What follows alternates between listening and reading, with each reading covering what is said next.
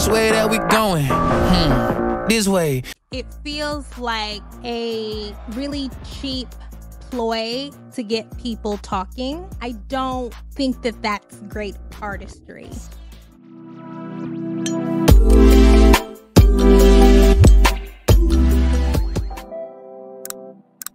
Let's move on to Lil Nas X.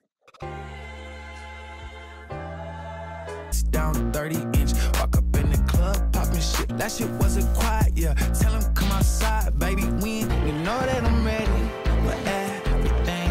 You know I play, give him something I roll. Is he about to hit him with the I know? Great sight, bitch, I'm bad like Jay Christ. I'm finna get the gays hype. Hit him with the I know. Is he on this like Jay Christ?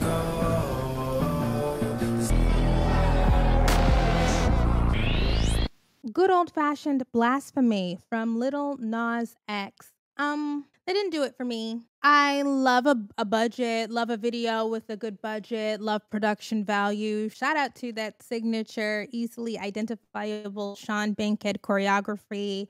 I like Lil Nas X continuing to push the bounds of acceptable gender expression in pop music, embodying the feminine and embodying the masculine. I like pushing Christians to consider their biases and, you know, the stranglehold that Christianity has on our culture. There's just something here that feels too familiar to me in both the song and the video. It just feels like we've been here in this particular place. I'm underwhelmed by that because there's so many different ways to troll and make a statement and push those boundaries and innovate and blaze the trail. This one, I thought we were there already. It feels like a gag. It feels like a trick. It feels like a really cheap ploy to get people talking. I don't think that that's great artistry. Like maybe we could have just thought a little bit harder. Like I was all in on Montero. Beautiful video, catchy song, biblical references, art history references. This to me just feels a little too on the nose, a little too literal for my liking. Sorry. I wanted to share another article I read in the New York Times about this. Is this Lil Nas X's final troll? The rapper and singer has always been a master of the internet, not of music. But with his latest release, Jay Christ, he's lost his grip on virality too. More than any working pop star, Lil Nas X understands how music is consumed in the contemporary landscape. In pieces, in memes, in reaction videos, in snippets of audio used to soundtrack Get Ready With Me clips on social media, in intimations and nudges, in discourse that may or may not have much to do with said music at all. And so for Lil Nas X, a song is a pretense. He is less a rapper or a singer than a meme maker with a 7-figure budget. Yeah, shout out to the budget. Music is the fourth or fifth most important part of his presentation. The foundation for missives on X, formerly Twitter, TikToks, and Instagram posts that matter as much and probably more. Or, as the hook of his new single, Jay Christ muses, is he about to give him something viral? Ugh, I don't like that. That would be the goal, of course, but the best viral content bubbles up unpolished from the ether, slightly awkward, just novel enough to astound. That's what Lil Nas X made his name with. It is the story of Old Town Road, his breakout song, which went from TikTok curiosity to bar mitzvah anthem in just a few months in early 2019. The vexatious Jay Christ tries to reverse engineer that kind of success, right? Yeah, the same way, you know what, John? The same way I don't love hits that feel like they are cloying to be a hit, like Bongos. I did not like Bongos at all because it felt like it was overly A&R'd. You know, like Jennifer maybe needs some more A&R. Bongos needed less, okay? It felt like it was overly algorithmically tested. This feels like it's overly reliant on tropes that Lil Nas X, being, as John Caramanica accurately notes here, a savant of internet culture. He has a PhD in influence and virality. It feels like he wrote a term paper and said, this is what gets the people going. And so I'm going to do what I know, what I've studied gets the people going. The vexatious J. Christ tries to reverse engineer that kind of success. It is planned virality, mood boarded, and line itemed. First, it is a concept. Lil Nas X is returning, and only then a visual narrative and a song to animate it. The result is stylish but not artistic, glossy without shine. Yeah, hyper stylized but lazy. Being the most clever pop star is much easier than being the most clever online comedian, and his tropes are wearing thin. I know the social media comedians are like, well, now why am I in it? Now why am I in it? In the video, which vividly and sometimes beautifully riffs on cheap shock, he is a Christ-ish figure. Another comeback king. John, that's funny. Dancing his way through various fields of evil in a lumpy sequel to a beloved original, Montero, Call Me By Your Name. Lil Nas X's comically Baroque single and video from 2021. In that playful and bizarre clip, he theatrically tussles with the temptations of new fame, culminating in giving a lap dance to Satan. It was refreshing, winking, bacchanal, a whole idea. J. Christ, to the extent that it functions at all, works in bits. The video is merely a string of micro shock vignettes, many of them a callback to his greatest hits of 2 years ago. The Satan shoes containing a drop of blood, the stripper pole to hell from the Montero video. He remakes the Jesus crossing up Satan on a basketball court meme. He ushers a flock of animals to a big boat. That was Noah, but whatever. In a promotional clip, he pounds his staff onto the ground and parts a huge body of water. Moses, but who's counting? The video opens, for unclear reasons, with celebrity impersonators of Barack Obama, Oprah Winfrey, Ed Sheeran, Kanye West, and more lined up at Heaven's Gate. This conceit, too, is recycled either from The Nearest Madame Tussauds or from West's 2016 famous video, a far more titillating and genuine transgression. Each of these micro jokes functions like a jump scare, just unexpected enough to elicit a tiny gasp, but underneath, there's little scaffolding. They're punchlines designed to be clipped and denatured of meaning. The lyrics are, that's a good point. Everything is very loosely related, just barely related, not super cohesive, just barely enough to be able to justify its appropriateness in the video, but really aimed to be memed and shared on social media. That's a really good point. The lyrics are empty too. Only the grating nasal syllable extending assonance rhyming viral high has any stickiness. It should be said that the video is a small triumph of wardrobe, striped sweat socks under cowboy boots, pair of sheer wrap, a pink cheerleader outfit, a bejeweled headpiece that bisects the face vertically. The Hope Camp styling is the most conceptually rigorous thing here. Yes. The stuff on his body? Yeah, for sure. Record labels are increasingly in the content business, and by that metric, Lil Nas X is the platonic ideal of a star. Imagine the meetings involving artists who are less comfortable with the camera, less self-aware, less fluent with algorithmic distribution. Imagine musicians who simply wish to play music. That's shade. Lil Nas X cannot. Y'all mind if I enter my Christian era? He asked on Instagram a few weeks ago in a caption to a video in which he sang a folk gospel song more elegant than anything he's thus far released. On TikTok, he wolfed down communion wafers. He posted a mock acceptance letter from Liberty University, the evangelical institution signed by Jerry Falwell, who died in 2007. Lil Nas X even weaponized, meekly, the media outlets that would have given him breathless coverage regardless. The @PopCrave X account shared staged red carpet footage of the celebrity doppelgangers from his video, shouting his praises as if it were real. Official Spotify accounts posted LNX is back with more mid-music.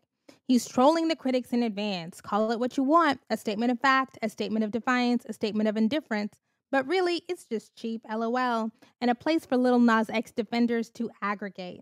But all this attention farming must be tiring. During his last rollout, Lil Nas X spent loads of time on Twitter dunking on adversaries. Now he's doing much less of that while sprinkling in the exasperation of the misunderstood. Since I'm a troll, y'all discount my art as just pissing people off, he wrote before J. Christ was released. In a self-filmed 4-minute video posted across all his social media on Monday, he paced and spoke seemingly extemporaneously about some of the backlash he's received for his playful manipulation of religious imagery and themes. The Grammy-winning Christian rapper Lecrae said on X, "If God can transform King Neb, murderers, slave masters, sex workers, he can add another blasphemer to the list." And the antic Twitch streamer Kai Cenat fumed, "God gonna handle you, bro. Kai, worry about yourself." These are deep sigh, predictable responses to deep sigh, predictable jokes. But in his response video, it would seem Lil Nas X is taking critiques like these seriously. At one point, he apologizes for some of his specific bits, even while confessing he doesn't fully understand the imagery he was referencing. That said, the most powerful aspect of the clip is the anticipation that he might break character at any moment. Is this simply part of the bit, a setup for the next meme? Is he going to end up sitting down with Cenat for a debate about God, or do a saint-sinner duet with Lecrae? As he's walking, Lil Nas X's selfie camera returns again and again to a shelf with a pair of goofy yellow boots, a collaboration between Crocs and the unbearable meme brand Mischief, his partner on last cycle's Satan shoes. Even in what's meant to be his most earnest moment, the gesture is just around the corner. It's almost impossible to convey gravity when your sincerest form of expression is mockery.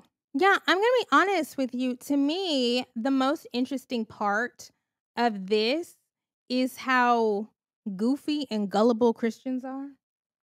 Some Christians. If you know somebody is doing this intentionally to troll you, and he's stated it before, why are you... It's like, are y'all collaborating? You know what I mean? Like, are y'all in the DMs, like, talking to each other? Like, I'm going to do this and then you do this? Because, as John points out, it's just too, I don't know, silly, simple. I don't know. It just didn't do it for me. Okay. Yeah, I think Ellen X is trying to make some commentary on how rappers use biblical references to claim they are the chosen ones, and he may be trying to poke fun at that. Maybe I'm giving him too much credit, but I know that's so overdone by rappers. Right. I don't think that was effectively conveyed, especially when the video was so self-referential. That's the thing. They make it too easy. He doesn't even have to dig into his artistic bag too far to have the same impact. Well, I think the thing is, this is not having the same impact, right? So, because familiarity breeds contempt, especially in the realm of pop music, I think it's easy for people who would be compelled by genuinely interesting things Lil Nas X has to offer immediately like scroll to the next thing, because it's like, oh, I've seen this before, but you're only getting the kind of response and rise that you want. It feels like you're only getting that from the evangelical Christians. And it's like, is that a win? I believe in giving people who are the first a lot of space to figure it out. Popular culture has never seen a figure like Lil Nas X.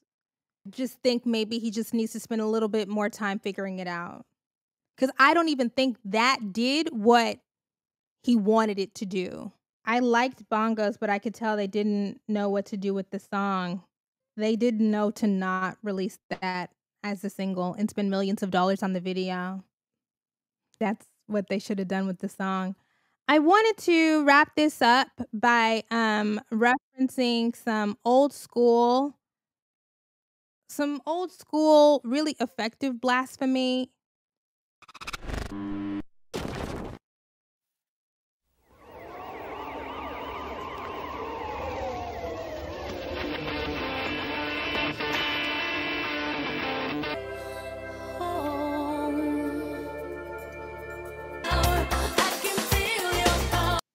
I'm sorry, like, I think it's just so, I was literally reading in The Atlantic an article about how people who are new to pop culture or popular music don't fully grasp what a huge figure Madonna was in the 80s. But like a white lady singing about giving oral sex to Black Jesus in, when was this released? 1988, 1989? I'm sorry. That is some good blasphemy. That's some good blasphemy. Like a dream, let the choir sing. Sorry. The Stigmata, baby. Oh my God. They were marching in the streets, spitting on that lady, bulldozing the tapes and the new CDs. I wasn't there, but I hear it was a time. What a time to be alive.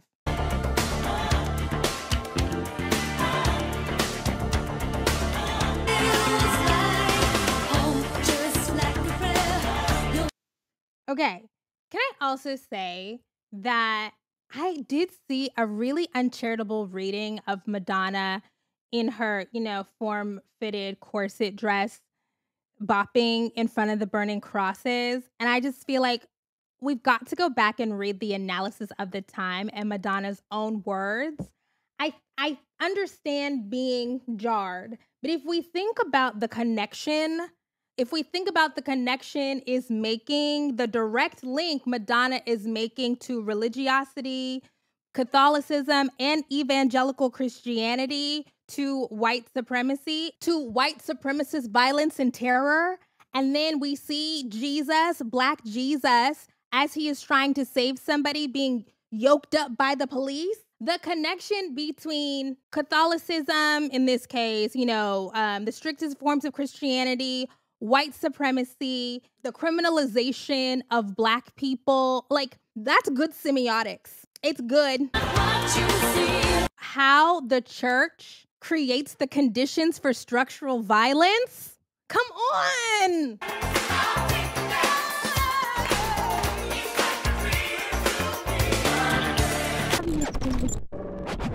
All pop stars, you can't become a pop star without being problematic. You just can't. It's not possible. Critique people for what they need to be critiqued on, but give the flowers where they're fucking due. Like a Prayer could have easily been, because it's a catchy ass song, okay? Could have easily been a fluffy, light video about two people making eyes in church and holding hands and floating on clouds and ascending to heaven, falling in love, okay? Choosing to do that with that song, great blasphemy. Iconic, truly.